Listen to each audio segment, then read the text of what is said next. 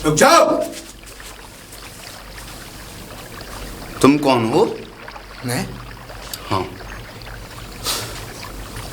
शायद तुम मेरे बारे में नहीं जानते, लेकिन मैं तुम्हारे बारे में बखूबी जानता हूँ।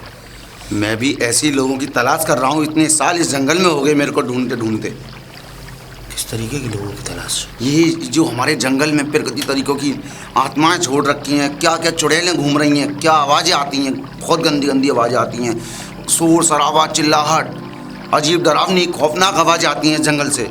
और आज तुम मुझे मिले हो, आज ऐसे लोगों को पकड़ा है हमने। बढ़िया है तुम खुद अपने आप टकरा गए, वरना हम तो गोली मार देते देखते ही। मुझे पकड़ोगे तो? हाँ। ऐसा मंत्र मारूंगा ना, खड़े खड़े भस्म हो जाओगे। शायद तुम मेरी शक्तियों से वंचित हो, इसीलिए ऐसे शब्द बोल रहे हो, लेकिन तुम्हारी गलती नहीं, तुच्छ मनुष्य हो तुम। लेकिन तुम ये नहीं जानते कि वो आत्मा कौन है जो इस जंगल में भटक रही है। अगर उसके रास्ते में कोई भी आया तो शायद वो बच नहीं पाएगा। वो इस सल्तनत को, इस जंगल को और इस राज्य को तहस नहस कर देगी। इसीलिए कहता हूं, इन जंगली जानवरों का शिकार करना छोड़ दो और यहां से कहीं दूर चले जाओ, जिससे तुम्हारी मृत्यु तुम्हारे समीप ना आ सके। वो तो हर किसका भी नहीं हो सकता। हम कितने सालों से इस जंगल में शिकार कर रहे हैं, अपना कबीला हम इसी तरीके से चलाते हैं। उस कबीले का खात्मा हो जाएगा अगर तुमने मेरी बात नहीं मानी तो, क्योंकि उस आत्मा को ही मैं अपने घेरे में फंसाने यहाँ आया हूँ। उसकी वो मधुर वाणी, उसकी वो गुनगुनाहट, उसकी वो संगीत की आवाजें मेरे कानों में इस तरीके से गूंज रही हैं कि मैं बता नहीं सकता। हम तो सालों से सुन रहे हैं उस आवाज को। बाबा ये बताओ, हमको तो ऐसा लगता है तुम पर शक है हमको। तुम यहाँ सिद्धि प्राप्ति करने के खातिर यहाँ सारी आत्माएं छोड़ देते हो, और इतने सालों से जो आवाज़ें गूंज रही हैं, जो इसमें डरावनी खौफनाक चीज़ें हैं, वो तुम लोगों की वजह से हो रही है। इसी वजह से हम शिकार नहीं कर पा रहे, और मुझे लगता है हमारा शिकार का कबीला पूरा भगाने की कोशिश में तुम जटे पड़े हो। जुटा मैं नहीं पड़ा, फिर वक्त की मार है। जब मौत अपने समीप होती है तो आदमी को अंधकार के अलावा कुछ नहीं दिखता, और वही अंधकार तेरी आंखों में भी मुझे दिख रहा है। मौत? हाँ, मौत। वो इस जंगल की मौत है, वो इस राज्य की मौत है, वो उस राजा की मौत है, वो हम सब की मौत है। जिस दिन भी उससे तेरा टकराव होगा, शायद वो तेरा जिंदगी का आखिरी दिन होगा। इसीलिए कहता हूं, अपने आप को और अपने कबीले को यहां से कहीं दूर लेकर चला जा, शायद तेरी जिंदगी बच जाए। लेकिन और बाबा, तुझे वो है कौन? मैं नहीं जानता, और शायद तू भी नहीं जान पाएगा। सालों से ढूंढना हूं मैं उस आत्मा। आत्मा ढूंढी नहीं जाती तुच्छ मनुष्य, आत्मा टकराती है, और जिस दिन वो टकराती है एक महाप्रलय का उत्पत्ति होती है, और जिस दिन वो महाप्रलय की उत्पत्ति होगी ये जंगल जल जाएगा। इसलिए कहता हूं चला जा जब तक वो मेरे हाथ में ना आ जाए, क्योंकि तुम लोगों के बस की नहीं है उसको पकड़ना, और शायद मुझे ऐसा लगता है कि तुझे भूत प्रेतों का ज्ञान ही नहीं है, इसीलिए तू ऐसे तुच्छ बातें कर रहा है। ये सारी चीजें कुछ नहीं होता हमारे सामने। हम सालों से रह रहे हैं, ऐसी कोई आत्मा ने किसी ने कोई हमें कोई कष्ट नहीं पहुंचाया। हम अपना शिकार करते, अपने कबीला चलाते हैं, और ऐसी कोई बात है तो डर की कोई बात नहीं होती। ये तुम लोगों का पाखंड है।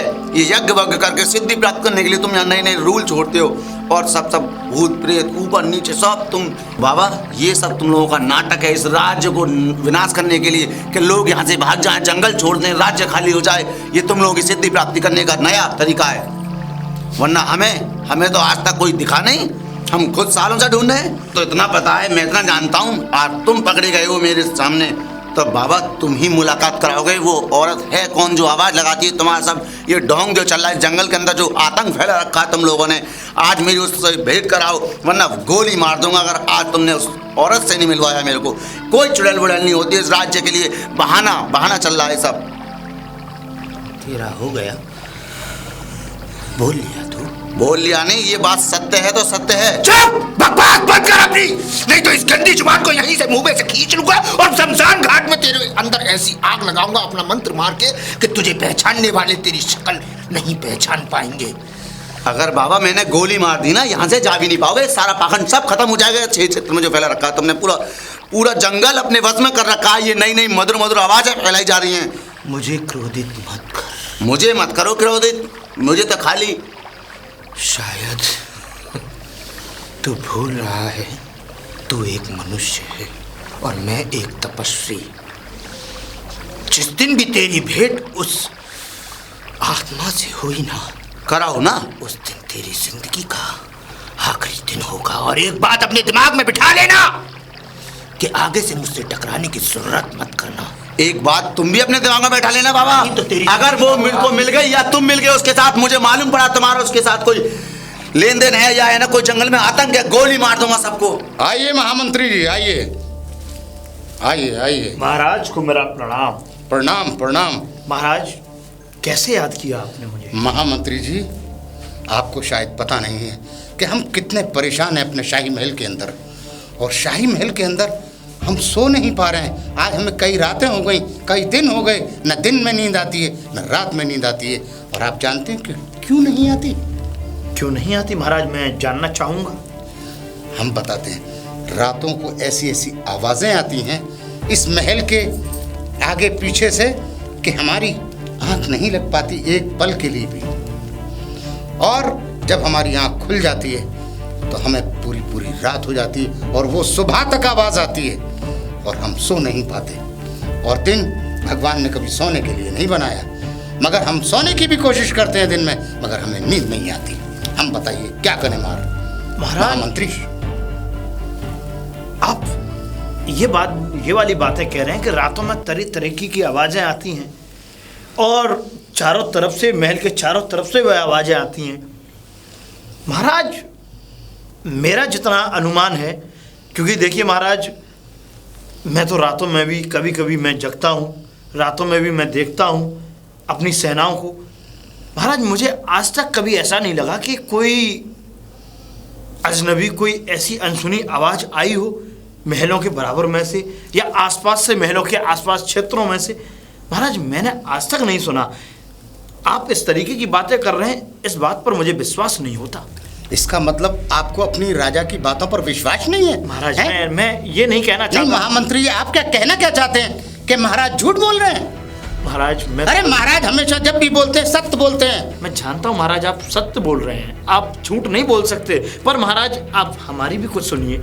हम ये कहना चाहते हैं कि आप जिन आवाज़ों की बातें कर रहे हैं, ऐसी कोई भी आवाज़ हमने आज तक नहीं सुनी। और हाँ महाराज देखिए, ये आपका एक तरीके का वहम हो सकता है महाराज, एक स्वप्न हो सकता है कि आप शायद स्वप्न में इस तरीके की बातें करते हो, शायद स्वप्न में इस तरीके की आवाज़ें आपके आपको सुनाई देती हों। और हाँ महाराज, मैं तो ये चाहता हूँ कि देखिए जो महल की कोई भी दासी है उसको बुला करके थोड़ा सा गर्म पानी करके उससे पैर धो करके अगर आप सोएं तो बड़ा ही अच्छा होगा। इस तरीके की आवाज़ें आना बंद हो जाएंगी, अगर आती भी होंगी महाराज तो। आप जानते हैं महामंत्री, आप जो कह रहे हैं हम समझ रहे हैं। आप ये कह रहे हैं कि हमारे महाराज जो हैं वहम में हैं, उन्हें वहम हो गया है। महाराज मैं सिर्फ एक अनुमान लगा सकता हूँ, क्योंकि महाराज मैंने आज तक किसी भी प्रकार की कोई आवाज़ नहीं सुनी। आप महाराज समझने की कोशिश करें। महामंत्री, आपका अनुमान बिल्कुल गलत है, और वो आवाज़ें ऐसी नहीं है। वो आवाज़ें इतनी सुरीली हैं कि अगर सोता हुआ आदमी भी सुन ले तो वो जाग जाएगा। महामंत्री, कोई वैसी आवाज़ नहीं है, वो आवाज़ इतनी सुरीली है कि उसके लिए जगने के लिए मजबूर हो जाएगा आदमी। आप सोने की बात करते हैं। महाराज जो भी सुनेगा वो जाग जाएगा, और वो आवाज़ ध्यान लगा के और कान लगा के सुनेगा। ऐसी कौन सी आवाज़ है महाराज, मेरी समझ में नहीं आता। आप आवाज़ों की बातें कर रहे हैं और ऐसी सुरीली आवाज़, अभी तक मुझे ऐसा लगा था कि कोई भयानक कोई डरावनी आवाज़ होगी जिसकी वजह से आपको नींद नहीं आती। एक सुरीली आवाज़ जो रातों में ही सुनाई देती है, यानी हाँ महामंत्री, रातों को जो सुरीली आवाज़, और वो ऐसी नहीं, राग रागनी की आवाज़ है। राग रागनी की आवाज़ है महामंत्री। हाँ, क्या महाराज कहीं ऐसा तो नहीं है कि उस राग रागनी में कुछ ध्वनि भी उत्पन्न होती हो? इस बात का महाराज को ज्ञान नहीं है, ये नहीं जानते महाराज। महाराज सिर्फ इतना जानते हैं कि इतनी सुरीली आवाज़ है कि जो भी सुनता है वो सो नहीं सकता। महाराज अगर इस तरीके की आवाज़ें आ ही रही हैं तो महाराज आप मेरी एक विनती स्वीकार करें। और विनती ये है आपसे मेरी कि अगर आज रात अगर आप सोएं और आज रात के सोने के तत्पश्चात अगर आपको इस तरीके की आवाज़ें सुनाई दें तो महाराज मैं अपने कक्ष में आराम करूंगा, यानी कि सोऊंगा नहीं, बस इस बात का इंतजार करूंगा कि जैसे ही आपको वो आवाज़ें सुनाई दें आप तुरंत मुझे सूचना दें। आपका कहने का मतलब ये है महामंत्री कि आपके महाराज मतलब डरते हैं? नहीं महाराज, आपको याद करेंगे आप मुझे, अरे हमारे पास जो ये तलवार है ये किस काम आएगी? मगर आप हमारी बात का यकीन करें और आप पता करें कि ये आवाज़ आखिर आ कहाँ से रही है। बस मैं, अब आप अपने कक्ष में जा सकते हैं। इसीलिए महाराज आप मुझे बुलाएं और मैं ये सुनना चाहता हूँ कि आखिरकार वो आवाज़ें आती किधर से हैं।